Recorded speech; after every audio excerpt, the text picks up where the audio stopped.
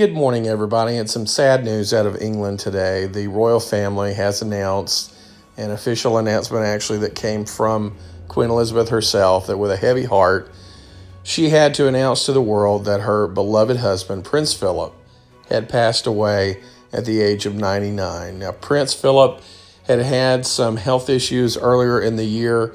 He had been treated for what doctors were describing as an infection, which later turned into heart surgery for a pre-existing heart condition. He was then released to his home, where the family has said he passed away peacefully at Windsor Castle. Now, Prince Philip has been a consummate statesman, has been a man of the people. He was a decorated naval officer. He would speak off the cuff, and sometimes that hit the mark, sometimes it didn't.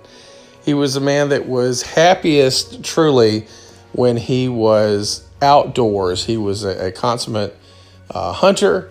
He loved being on the water, and he said he was the most famous plaque unveiler in the history of the world. Thousands upon thousands of events, obviously, that he was a part of over the years. And even though he would joke about what his role was, Queen Elizabeth said he was a true strength to her and got her through many an ordeal in her time as monarch. Obviously, as the longest reigning monarch in British history, theirs was a love that lasted throughout the years. And even though we knew that obviously we all die, unfortunately, it seemed like Prince Philip would always be with us, because he was always a picture of health, really up until his later years. He only retired in 2017 and still would show up at various functions. He could be seen at the wedding of the Duke and Duchess, of course, of Sussex, Prince Harry, and Meghan Markle. And obviously this comes at a time when the royal family is reeling. In America, we have a love affair with the royals, I think even more so than than British citizens. And I know people that I have talked to that live in England, it's a love-hate relationship with the monarchy itself. They look at the money that the monarchy costs.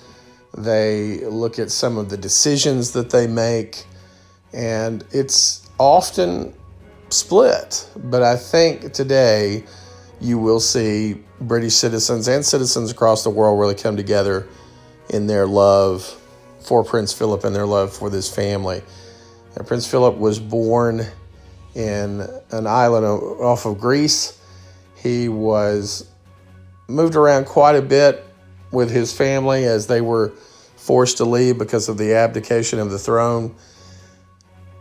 He was schooled in France, Germany, and England, and actually had to renounce his Greek citizenship when he and Queen Elizabeth married. They were, in fact, on a tour of the Commonwealth when Queen Elizabeth's father passed away, and she became the monarch that she still is to this very day. Of the many philanthropic organizations, more than 800 that Prince Philip was a part of, really the ones that most resonated with him were the ones that dealt with military families. He had spent a great deal of time supporting causes, especially that aided wounded warrior type situations in Britain. And he could really speak to what it was like to have a military career after having a decorated career in World War II as a naval officer. Now, there had been a lot of criticism for Harry and Meghan for doing this tell-all interview with Oprah around the time that Prince Philip was in such poor health. The royal family had been anticipating something like this. You never want to admit that a loved one is probably going to pass away. You don't want to dwell on that, but they had thought something like this might happen. So I don't know if this is going to add to any added criticism to Meghan and Harry. They have had a very tumultuous time since they've been living in Los Angeles. But I think for now and for the foreseeable future, obviously the focus is going to be back on the loss, of course, that Queen Elizabeth has suffered, and the loss of a true statesman and a true leader in every sense of the word, what you want to see from your monarchs. As I said, Americans have a love affair with the royal family.